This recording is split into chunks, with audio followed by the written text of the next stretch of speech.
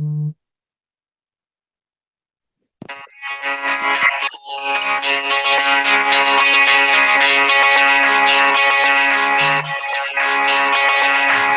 listening to the Weather Junkies.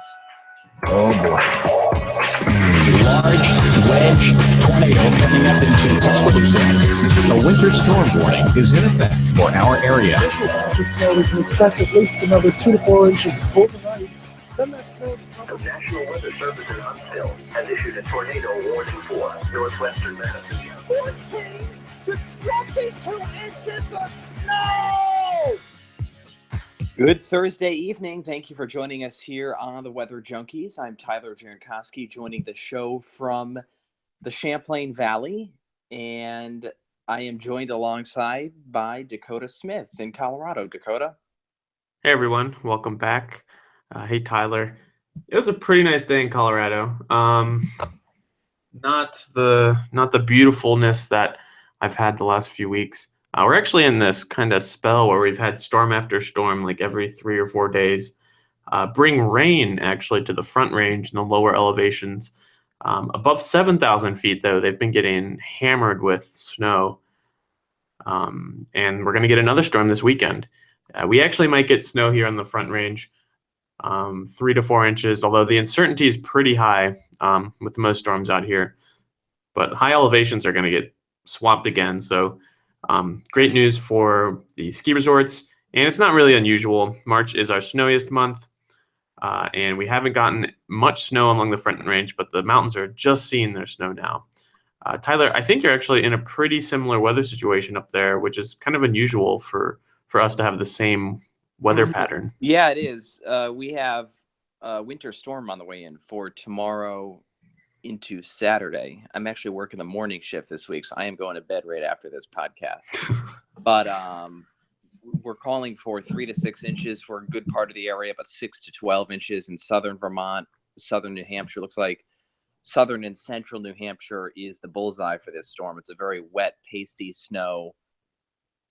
So late in the season. It's March 31st into April 1st for the storm. It ends probably the afternoon of April 1st. That's Saturday. You can hear the exhaustion in my voice. I am ready for spring. I will say, though, even in the day leading up to a storm, we had sunny skies today. It was really nice out. The snow was melting. It was only like 43 degrees. So the average here is in the mid 40s. It's going up a degree every couple of days. We've really gotten behind in the last month. We were so much above average in late February, and that just came to a crashing end. Yeah, it's kind of like Mother Nature's playing a April Fool's joke on you this weekend. Yeah, it's going to melt quickly. Let's say that. Is all the snow gone from the big storm? No, we have. Actually, I saw a lot of grass today, especially where the snow turns brown. That melts first. But there's still a lot of snow, big piles. Yeah, it's crazy how long that lasts. The depth measurement must be like 6 inches. Yeah. Well, hopefully I'll get some snow. I kind of miss snow. We had a really dry February and March. And March is our snowiest season, or snowiest month, so we'll see. Let's move on here to our Trending in the Weatherverse section. This week, we're starting with another sad tweet, but we have to bring it up because it was a big story and a really tragic event, and we got to talk about it. The Weather Channel issued this statement. You can follow them on Twitter at Weather Channel. Their statement says, "This afternoon, we learned that 3 people died in a car accident in Texas, including 2 contractors for the Weather Channel, Kelly Williamson, Randall Yarnell. Kelly and Randy were beloved members of the weather community. We are saddened by this loss, and our deepest sympathies go out to the families and loved ones of all." Yeah, I don't know. That's, I storm chase a little bit, but to be honest, I don't actually feel truly part of that community. But being on Twitter and everything, you can see the outpouring of support after this, and just the heartbreak that happened. It looks like the accident was not not a direct result of the tornado, but perhaps an indirect result. It looks like there was some kind of collision with another vehicle, if I'm right, or if I'm not wrong. But it looks like they were certainly chasing the storm, but it's not like the tornado went right over them.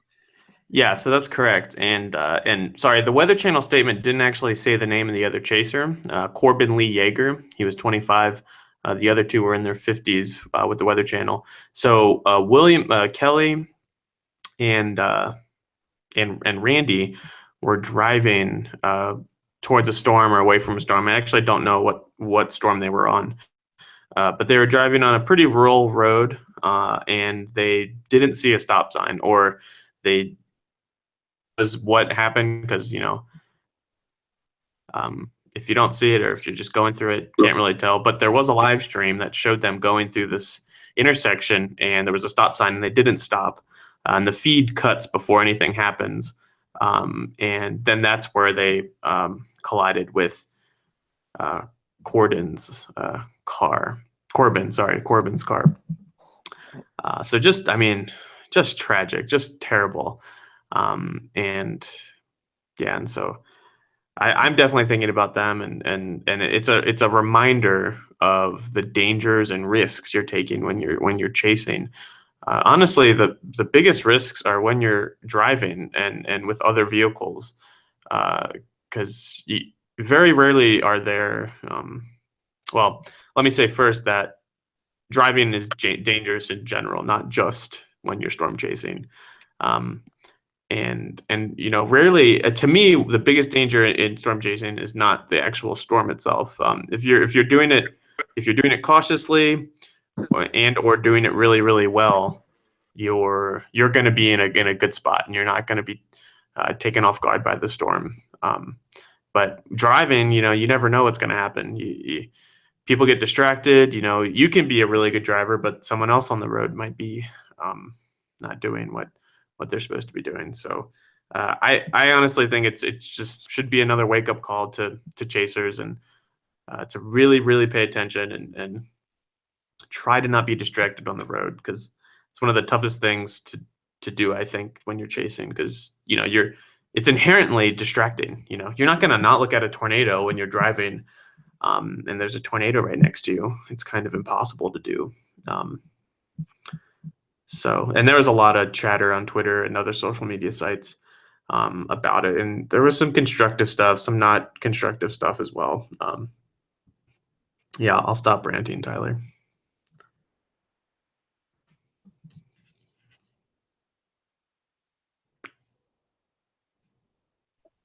Are you still there?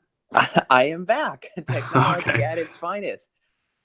So you want to actually? I'll take the next tweet here. It was actually pretty good timing, because I was just coming out of our first tweet.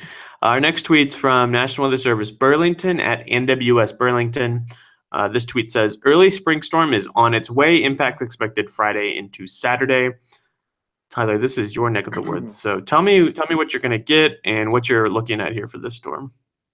Well, it's so late in the season. I think in the valleys where I am, in the Champlain Valley, especially, there's going to be rain and some sleet mixing in. There's a very marginal air mass overhead. So if you're looking at some of the 3D views of temperature, you can actually see where it's above freezing between, say, 700 and 850 or 900 millibars. For those listening that don't know what that means, it's basically between, say, 4,000 feet and 10,000 feet. And it's a real challenge, because it doesn't take much to flip over to sleet. I mean, you could have a little pesky warm layer up there that screws everything up.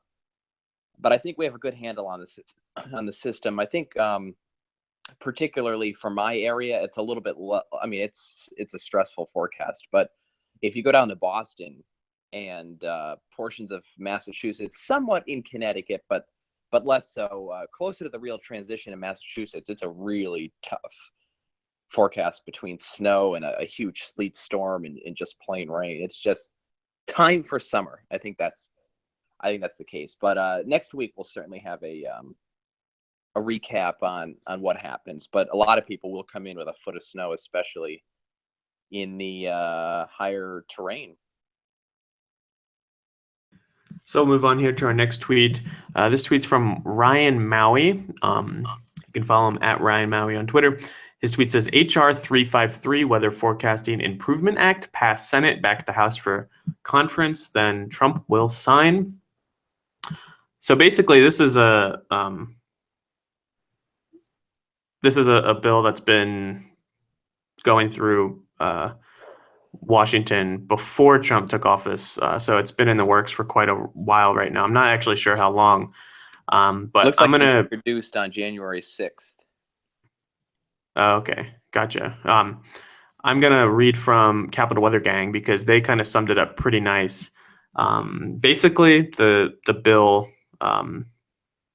is continuing funding for National Weather Service and NOAA, and they're hoping to establish a program to improve tornado warnings, which is pretty much always a goal of the National Weather Service. Protect the Hurricane Forecast Improvement Program. And they report that funding had actually been slashed in the past, and then there's a number of things: improving models, developing subseasonal and seasonal forecasts, and consider options to buy commercially provided weather satellite data rather than launch expensive government satellites. So that's actually kind of interesting. I feel like a lot of our weather satellites are already.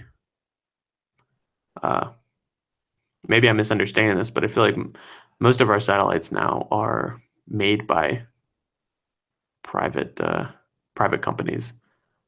There is definitely a large radar component in this. I have the full text pulled up, and I have not read this from start to finish, but my initial impression is that it is a well thought out piece of recommendations. The radar section, for example, says not later than 180 days after the date of the enactment of this act, the Secretary of Commerce shall complete a study on gaps in the coverage of the next generation weather radar of the National Weather Service. And just underneath that, there's a lot of bullet points, but one of them that catches my eye is certainly mentions warnings, what type of warnings could benefit, and then a report. Upon the completion of the study required, the Secretary shall submit to the Committee on Commerce, Science, and Transportation of the Senate and the Committee on Science, Space, and Technology of the House of Representatives a report on the findings. And part of that is a recommendation to improve radar coverage, where the Secretary of Commerce shall submit recommendations for improving detection and forecasting. So it'll be interesting to see how this plays out. There's always a bill, it seems like, being introduced that involves the Weather Service and get very far, but this one seems like it's made it farther than some. It's passed the House and passed the Senate. Seems like apparently, according to Ryan Maui, it has to go back to the House or something, but it'll be interesting to see what comes out of this. Yeah, I'll read one last thing here from the Capital Weather Gang. They say the bill authorized funding for a slew of initiatives totaling more than $170 million, but does not necessarily signal new or increased funding for NOAA. Rather, it offers guidance on what programs should receive specific funding amounts, given the existing budget negotiated by the President and Congress. So it sounds like it's more of an allocation of money that's already been already been budgeted for, rather than giving new money to NOAA. Section 409 stands out to me. National Weather Service Operations and Workforce Analysis. The Undersecretary shall contract or continue to partner with an external organization to conduct a baseline analysis of the National Weather Service operations and workforce. So it even includes a little reference to the ongoing buzz about a reorganization within the Weather Service. So looks like a pretty comprehensive bill. Tyler, you want to introduce our next tweet here? Yes, our next tweet comes from Jay Farlow. He is on Twitter at Radio W9LW. And it's a video that says, "My safe place is a closet near center of house. Where's yours? Hashtag safe place selfie. Hashtag weather ready nation." We want to listen in on some audio. We live in a single-story house with no basement, so my safe place is this interior closet. It's the best place in this house because it has no windows and no exterior walls. And that is the audio of the video. It's a video of him with a bike helmet on, sitting in a closet near the center of his house. And I guess this safe place selfie thing was a effort that was undertaken by a number of people.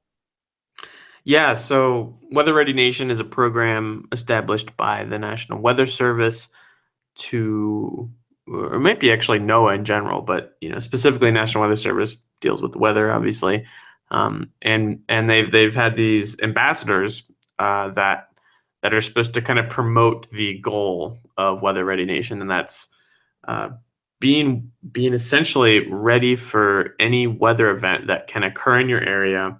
And not just being ready, the day before an event, but always being ready, because it's for certain weather phenomena like storms or flooding or snow. You actually sometimes it can catch you by surprise, and so it's best to be ready at all times, and always being monitoring the forecast and having a plan in your house. That's kind of a big thing, because if you don't know when it's going to strike and you don't have a plan in set, it might not pan out as well as you expect. And we actually became a Weather Ready Nation ambassador just this week. You have to apply to the National Weather Service, and then they review your application, and they either accept it or not. And we got accepted, so that's kind of cool. It was actually part of a challenge by Rick Smith of National Weather Service in Norman. He challenged all the weather podcasts to become Weather Ready Nation ambassadors, and I think most of them did. So it's kind of cool. Very cool, yeah, definitely. So that's going to round it up for trending in the Weatherverse this week. We'll go into our main topic tonight, and that is with Joel Gratz. I had the pleasure of talking to him earlier about a slew of his projects. Just to give Joel a brief introduction here, he's from Penn State Meteorology, got his bachelor's in 2003. He actually co-founded a student-produced TV show called Weather or Not. Tyler, I think you had a stint on that show, right? Yes, that would have been, I believe, 2013, I want to say. Yeah, so I remember always seeing his name at the end of the credits. Yes, the credits. Yeah, created by Joel Gratz, and I think someone else created it too with him. And then he moved out to Boulder, out here. I'm actually just 20 minutes away from him, and he earned a master's in environmental studies, and he got his MBA. He then went on to found OpenSnow, which is basically a forecasting tool for people who like to ski or snowboard out here, and not just in Colorado. It's now applied to pretty much anywhere in the United States with ski areas. So you can use it out there, Tyler, if you ever go skiing. You can find that at OpenSnow.com. And he just created a new app called OpenSummit to help Colorado hikers avoid lightning and thunderstorms. And I will be using it this summer because I'm planning on doing a ton of hiking. So without further ado, let's go to that audio now. And now we're joined by founder and operator of OpenSnow and OpenSummit, Joel Gratz. Joel, thanks for joining us and taking some time to talk with us today. You bet. So I just want to get kind of like your path and your journey. How did you get to where you are today, and where did you start? Sure. Well, it all started for most meteorologists. I was the same, loving snow from an early age. So I wanted to be a meteorologist since I was in elementary school. I grew up on the East Coast, And we didn't get a whole lot of snow outside of Philadelphia or where I skied at Shawnee Mountain in the Poconos. So that made it even more special. So I would watch the Weather Channel and every local news broadcast to try to figure out, what was going to happen. And then, of course, the internet came along, and I went to school at Penn State for meteorology, and I graduated in 2003, came to grad school at the University of Colorado, where I went to school for environmental studies and also threw in an MBA because I thought at some point I might want to start a business around weather. And after a couple of years in the earthquake and hurricane insurance industry, I was being frustrated by inaccurate forecasts of snowfall in the mountains, which kept me from skiing powder. And I'm just a selfish only child, and I just wanted to ski powder. So I learned how to forecast in the mountains of Colorado. And through a lot of trial and error, I read every National Weather Service area forecast discussion for years, Avalanche Information Center data. I would ski a ton. I would make my own forecast. I would tell my friends they would be wrong. I would then try to figure out what I did wrong and do it again. But after a couple of years, I felt like I had a good handle on it and started writing about where to find the most powder, mostly for myself and friends. But got very lucky that a lot of other people like that as well. So that was back in 2007 when I started to write, and I left my job. 2007, yeah. And then I left my job in 2010 and started OpenSnow. And so we've been going at this now. It's now 2017, so I've been going at it for almost 7 years. And we have, after a few lean years at the beginning, we have a nice business that's sustainable, profitable, and I get to do what I love, which is ski and run a business and forecast weather. And I get to work with a lot of other people that forecast weather as well. So for any of our Colorado or any other people who are near big ski places, big ski towns, Utah, maybe somewhere even in the Northeast, I don't know if you actually go out there, but what kind of products does OpenSnow offer for skiers and snowboarders? Sure. So our namesake is really the Daily Snow, which is a couple paragraph update written every day, including graphics by a local forecaster. That is part, when do I want to ski powder, or when do you want to ski powder? So it answers that question. But it's part personality as well. Every forecaster has a little bit of a different personality, and it's not just dry, like high of 30 degrees and chance of snow. And it's part education. We don't put equations in there or anything else or get too technical. But what we found is that the people that are reading OpenSnow are generally very much into skiing and love snow. And if we can help them learn one little nugget about snow or forecasting, then they really appreciate it. So the Daily Snow are these write-ups that you'll find to know when the best snow is coming, and you kind of get the locals' perspective. It's like if you came up to me and asked me just on the street, "Hey Joel, what's the snow going to be like in Colorado for the next week or two?" That's my answer. But then we also have day by day, night by night forecasts of inches of snow, temperatures, wind speeds, just like many normal weather sites, although we try to just focus it right on the ski areas and not necessarily nearby towns. So we have that for hundreds of ski areas across the United States, another 100 or so in Canada, and then ski areas in Japan and Europe as well. So what people can do is you can log onto our site or our app, iPhone and Android. You can favorite certain mountains, and then you kind of create a little customized list, a little shortcut of just the mountains you love, and you can look at snow reports, snow forecasts, the Daily Snow, webcams. We have a bunch of webcams linked up and a couple other little features as well. So OpenSnow is effectively everything I wanted as a powder skier and a meteorologist in a website, and so we tried to build that for the skiing community at large. So it looks like you're in Colorado, Utah, Wyoming, Vermont, even Pennsylvania. It sounds like you cover kind of all the big skiing areas. I'm assuming a majority of your audience is in Colorado, because that's where you started, and just from anecdotal, I have a quick story. I was on a ski lift with some stranger that I didn't know, just going up to the top of the mountain. I think it was at Copper, and and I told him what I was doing. I was a grad student in the atmospheric science department at Colorado State, and he was like, "Oh, meteorology." I was like, "Yeah, yeah." He's like, Joel Gratz, I really like him. And I was blown away that this random person I was talking to, the first meteorologist that came to his mind was you. So I'm curious, what since I don't know your analytics or anything, but if it's like a crap year in Colorado and or a crap like just part of the year, what types of things are you doing to look to the future, or I don't know, what happens when it's kind of like a downtime for you? Sure.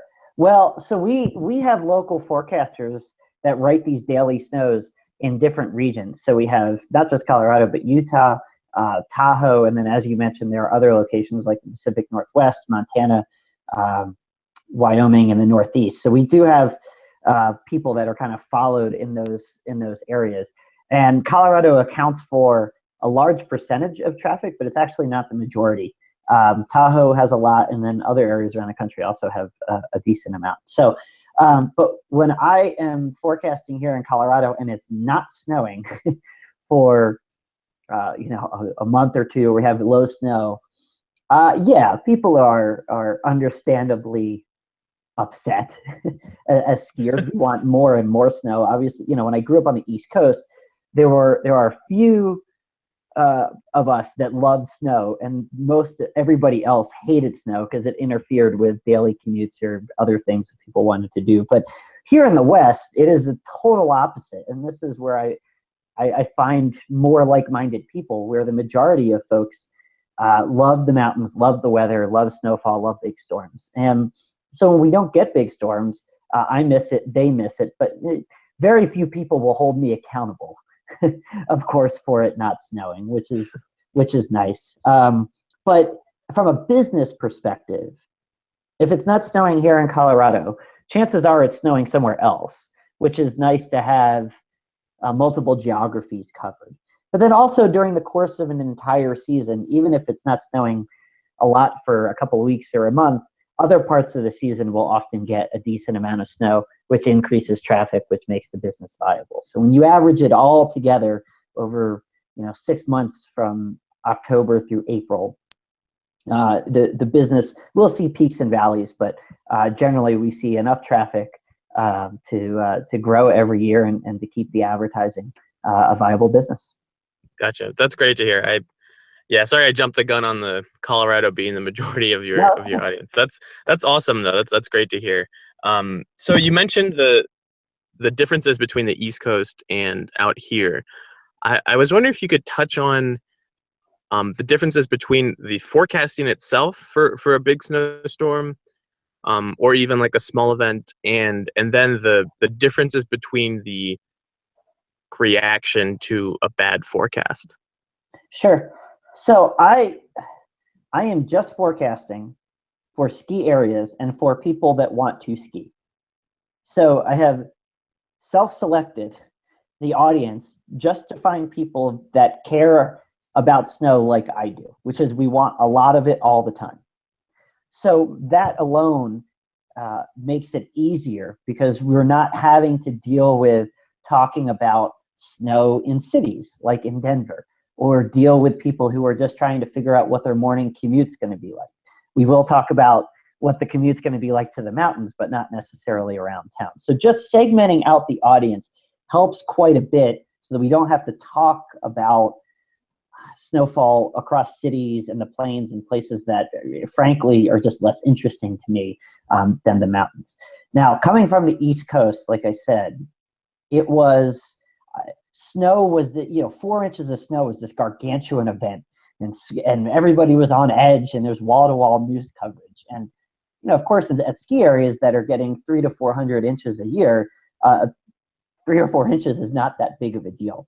So my reference frame has shifted quite a bit from growing up to where a couple inches or even a snowstorm of 10 inches is a big deal and is crippling at times, to, hey, we're celebrating 10 inches of snow, and I have snow tires on my car. I suggested everybody who is a serious powder addict have snow tires because they make a massive difference.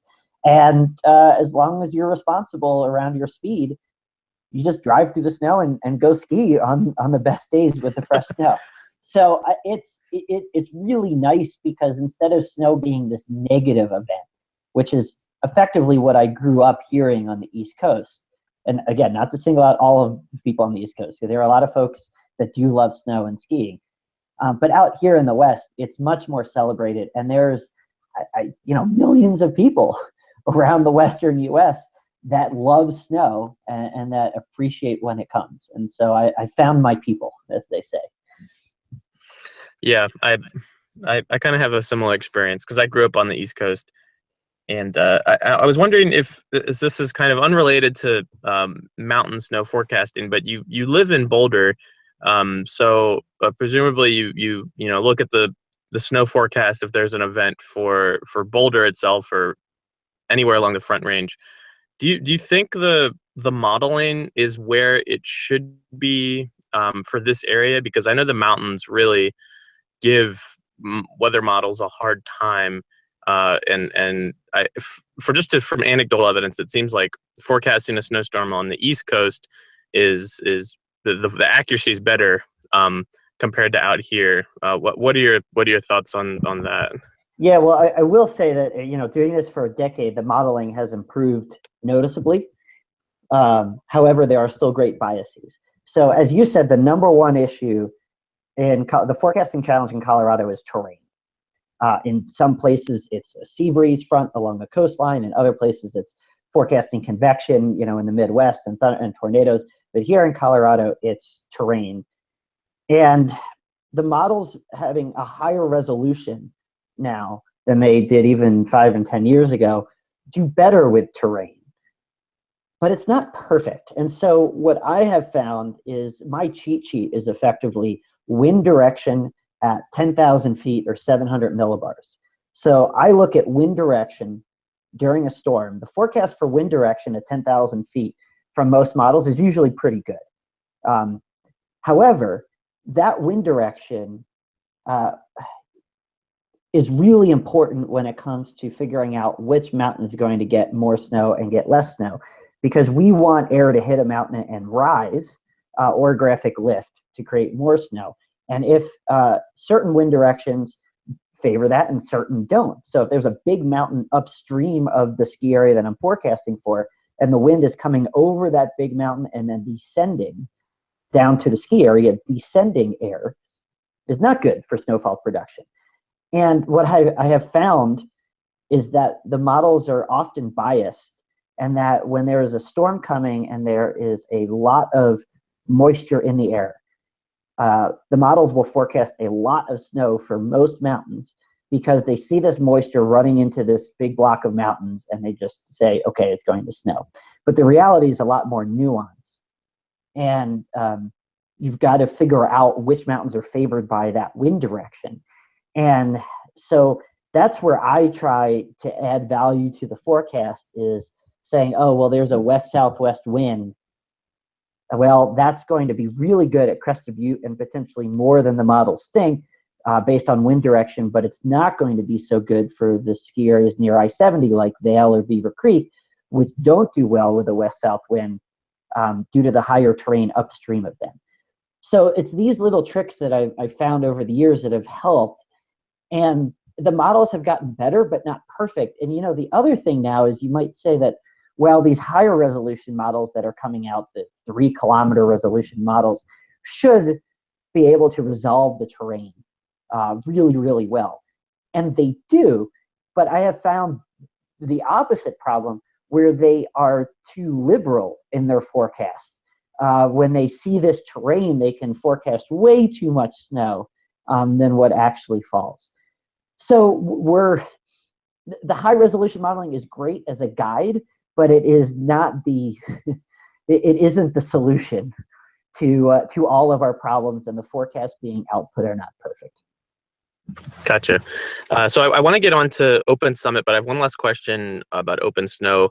Sure. Every year before winter, I guess in the fall, you see a handful of seasonal snow forecasts and winter forecasts.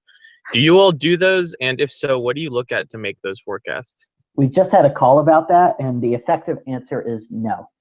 Yeah, that's what I like to hear. The effective answer is no. So for a decade, I've watched all these long seasonal forecasts. Let's use that term that are made in August or September for the snowfall for the season, and they use a variety of factors. Right, analog. Is it El Nino? Is it La Nina? What are ocean water temperatures? What are just analogs based on previous seasons? All of these things, and all sound well reasoned at the time, but when you look back on their accuracy, I have yet to find, I have not done a rigorous statistical analysis, but I have yet to find any forecasting operation, company, person, whatever, that consistently gets the pattern correct year after year. Now, they might get a region correct, the Northeast or the West or the Northern Plain or something, and that might happen 1 or 2 years in a row. It might happen 1 year, but not the next.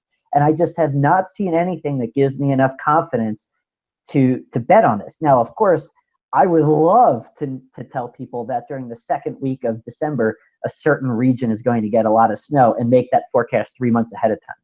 But there is nothing in the science that says that we can do that. I have not seen any evidence that says we can do that. And people are asking me for that, right? Because people want to plan vacations months in advance and know where to go. And I just have to tell them no. And then they email me back and say, well, I know you can't really do it, but can you give me your gut feel? And I was like, no, that doesn't matter. I'm just saying politely, no, nobody can do that for you.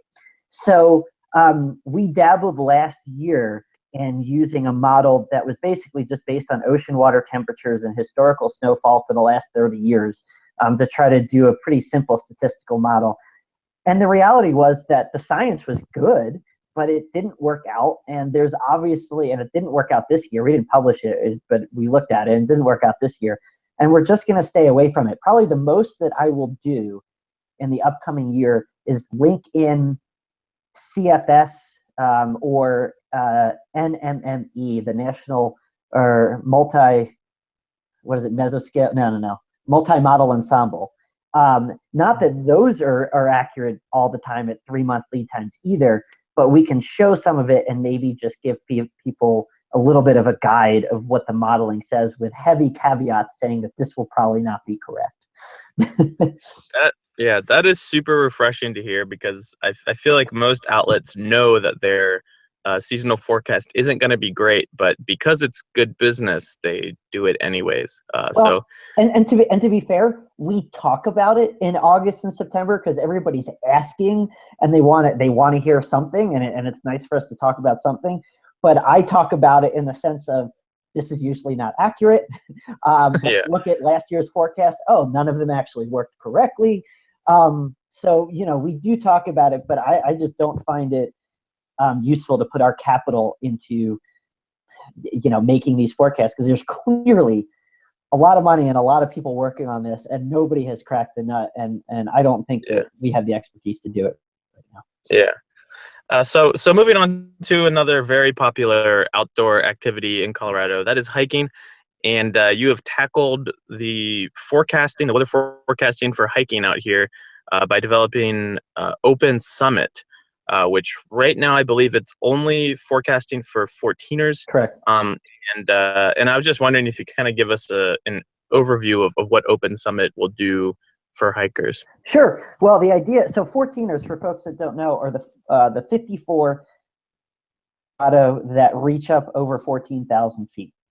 And these are very popular hikes. About 250,000 people hike them every year because it gives people an opportunity to challenge themselves up a very tall mountain. But many, not all, but many of the mountains are relatively easy in terms of not technical. You're not going to fall off the mountain. Some are quite technical, but many are not. So they are very, very popular. So what we wanted to do was help keep people safe from lightning. That is the main goal, and the main risk is lightning when you're up on top of these big peaks. And I'm a hiker. My wife and I, my friends, we all hike in the summer. And my biggest fear is lightning. And I fear it because you don't have a whole lot of options when you're on the top of the 14er. If a storm comes over, of course you can descend, but you're going to be, you can't just go somewhere in 2 minutes and be safe. It's really, to be safe from lightning is a planning process that starts days in advance to determine how long it's going to take you to hike, and what time to leave in the morning so that you can return back below tree line before the threat of a storm. So for years, I've been looking at all sorts of models to try to help me personally stay safe. And so we're just starting to try to put that technology into an app for other folks. So what you can see now on OpenSummit, you can see forecasts for all of the 54 14ers in Colorado. You can see lightning risk, precipitation risk, temperature, and wind speed, as well as we link in nearby Instagram posts. So during the summer, and especially the spring, when there's still a lot of snow up on the higher peaks, you can see the pictures that people are taking and get a real-time feel for what the conditions are up on the mountain, if you're going to need to bring spikes or poles or just anything that you might need to expect. So that's the initial product of OpenSummit. But my goal, and I'm happy to state this, is to bring in much more advanced modeling, hopefully to even run a localized WRF or even ensemble to try to, because if snow forecasting is tough, convection forecasting over the mountains is incredibly difficult. So we need to do, it's not just, the storm. I would love to tell somebody the first chance of lightning is at 11 a.m. The reality is it's a much bigger window than that. So we need to look into that a little bit more, and then build in some better tools for people to kind of estimate when they should leave to avoid the storms.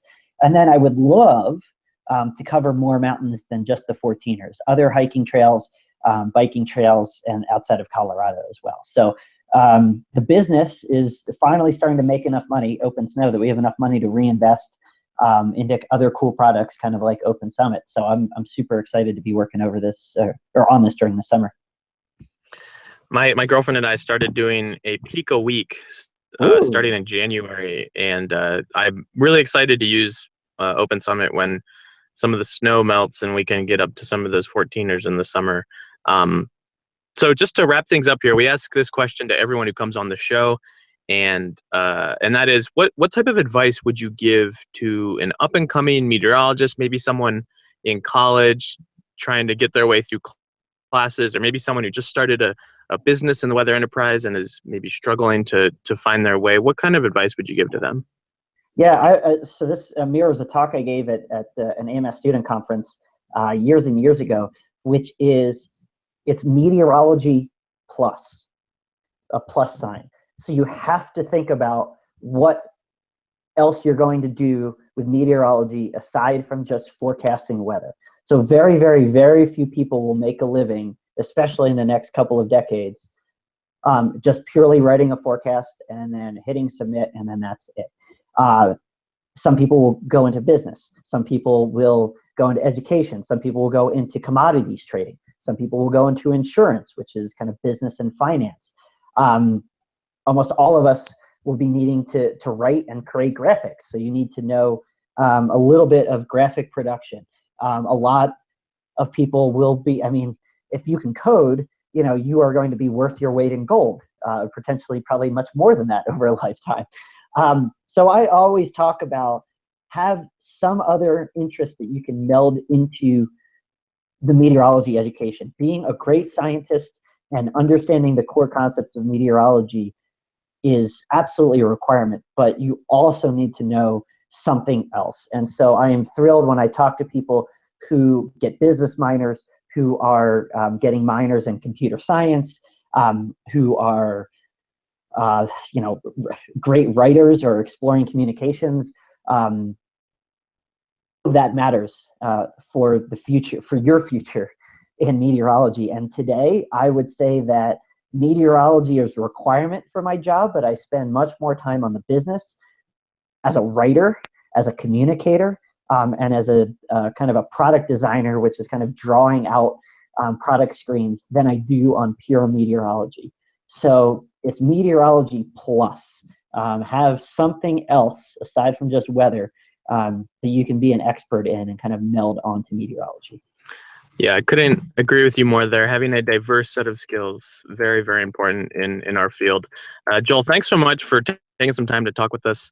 We really appreciate it. You bet. Thanks for having me on. A fascinating interview there with Joel Gratz, and I suspect it would be pretty smart to include the Adirondacks in some of those new products. So we'll see what happens there going forward. Yeah, I'm not sure. I would assume they're already in the OpenSnow products, but not the OpenSummit ones yet, because Yeah. OpenSnow's been around for some time now, and I think they realized, they need to branch out, and I know they're at least in Pennsylvania, and yeah, so Ooh, yeah, Pennsylvania. it was a great conversation, and always great talking with Joel. His advice was eerily similar to John Neese, who we had on a few weeks ago. I think Dr. Neese uses the phrase "and one," meteorology and one, and Joel uses plus one, or meteorology plus. That's what he called it. So yeah, very interesting. Great advice. Diversify yourself. Pretty common theme we have in that part of our show. Any last comments, Tyler? I think we're about ready to wrap it up here. No, a fascinating interview. I really enjoyed it, and I thought his advice component was on point. And yeah, this is the end of National Weather Podcast Month. It was a long month. We had 5 episodes. Certainly hope you enjoyed them. Anything else to add about that, Dakota? No, yeah, I said no, but I guess I do have something to add. It was a great month. It was awesome collaborating with all the weather podcasts, Weather Hype, Ice Station Houseman, Carolina Weather Group, Stormfront Freaks, and Weather Brains. Those are the podcasts that we directly collaborated with. But everyone, all weather podcasts were helping each other out throughout the whole month. And it was a jam-packed month full of great interviews, great guests, great conversations. And hopefully we'll do it next March. But we have an awesome April planned. And Tyler, I'm going to let you touch on that in a second. Let me plug all of our social media here. You can find us on Twitter at the WX Junkies. We're also on Facebook. Give us a follow there. You can listen to this podcast on iTunes or any podcast provider, essentially, including Google Play, actually. And if you're over there, give us a rating or review, please. We'd really appreciate it. Give you a shout out on the show. And you can find all of our content online at theweatherjunkies.com. Tyler, next week, we have an interesting guest. And then we also have a ton of guests already scheduled for April. You want to give us a tease of that? Yes. So next week, our show is on April 6th, Thursday at 8 p.m. We have Charlie Phillips on from Weather Together. He is a recent graduate from the University of Washington. He'll give us some perspective on Pacific Northwest weather. So we're excited about that. And then the following week, we have Stu Ostro on, and a full slate. Do you want me to give away the rest, or should I keep people in suspense? Well, let's just say we have a really big name coming on in late April, and Yes. and we'll announce it. We'll announce it next week, probably. That sounds good. Well, for Joel, Dakota, and myself, thank you for joining us on this edition of the Weather Junkies. Once again, we hope you'll join us right back here next week.